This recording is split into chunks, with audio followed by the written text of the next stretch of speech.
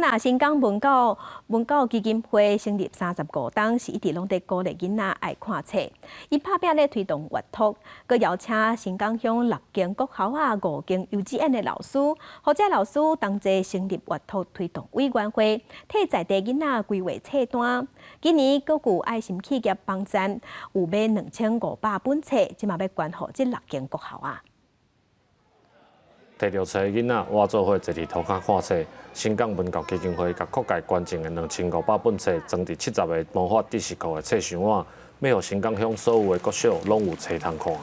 6间国小全部70个班级啦吼，透过这70个书箱会当送去这册去互囡仔吼，希望这囡仔拢会当真喜欢这册吼，嘛好好来读，好好利用。 这2500本册是基金会甲新港乡6间国小5间幼稚园老师成立的阅读推动委员会做伙竞出来，配合在地囡仔读的册。有学校就表示，毋但是囡仔爱阅读，整个社会也是大人嘛需要共同参与。新港国小里面也有很多阅读的资源，可以提供给我们的外来的乡客也好，给我们的游客来到新港，可以